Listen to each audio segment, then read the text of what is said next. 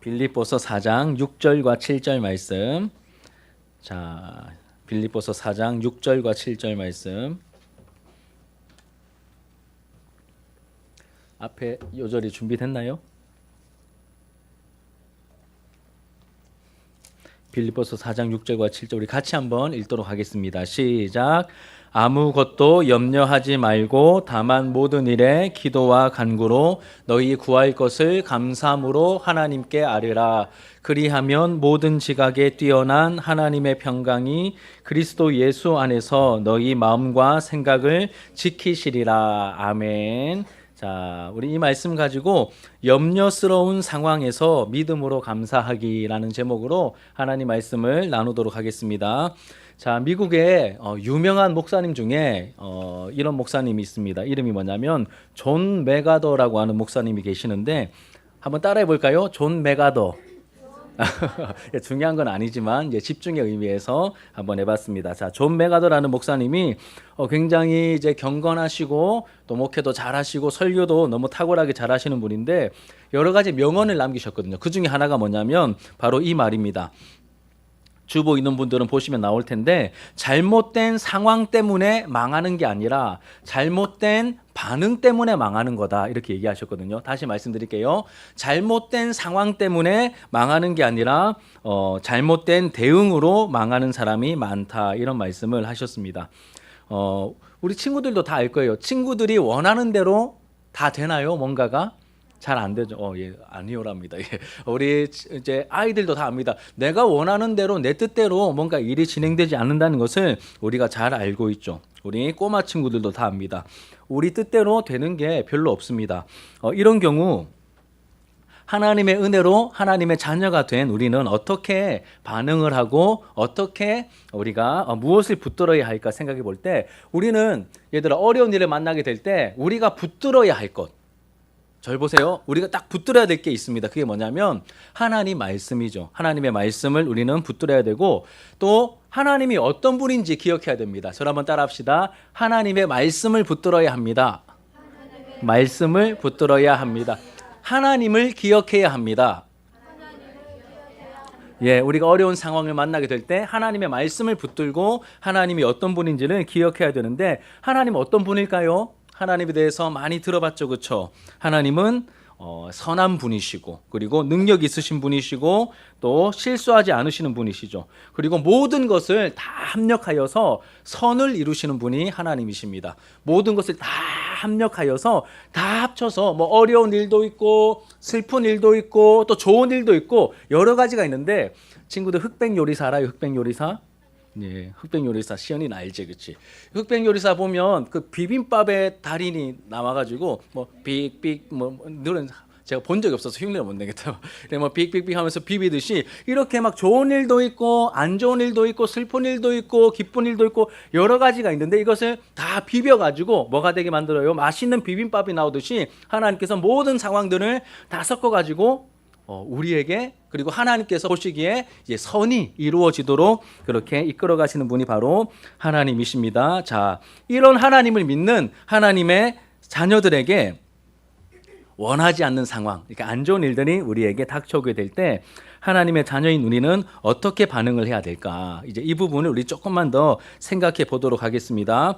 자, 하나님의 자녀들은 뭐 때문에 망하지 않는다고요? 상황 때문에 망하는 일은 없어.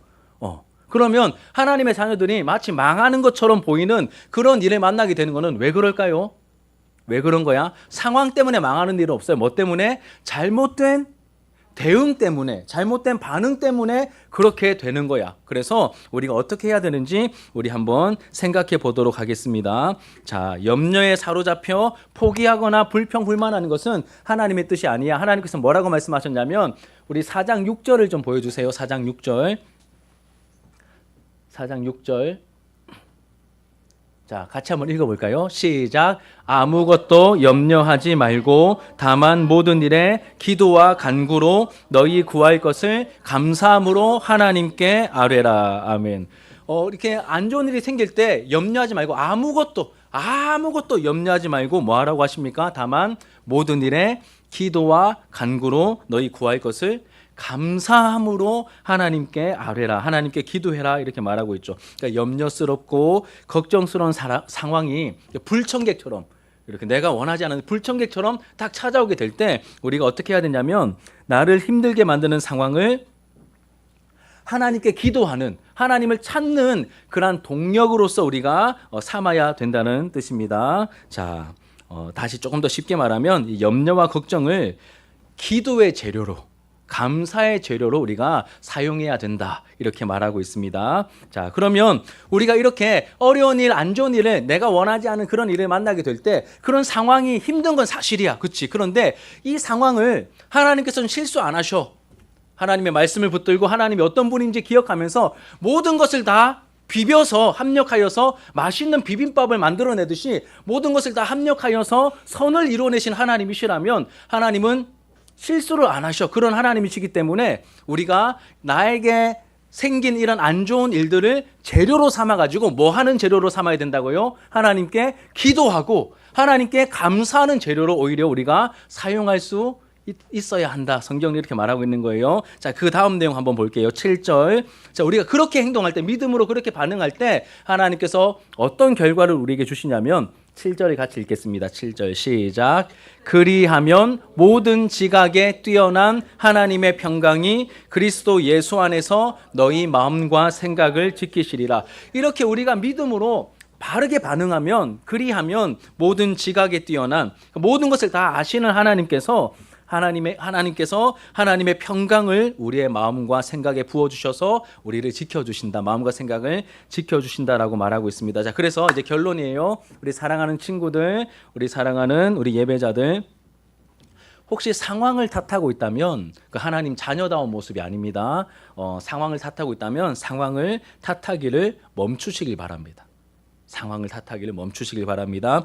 부정적인 생각, 염려, 포기하려는 시도를 친구들 멈추시길 바랍니다. 멈추길 바랍니다. 자, 내가 원하지 않았지만 불청객처럼 찾아와 버린 이러한 이제 위험과 고난의 상황을 뭐 하라고요? 기도의 재료, 감사의 재료로 우리가 사용하여서, 얘들아, 사실 어려운 일을 만나면 우리의 마음이 되게 약해지거든.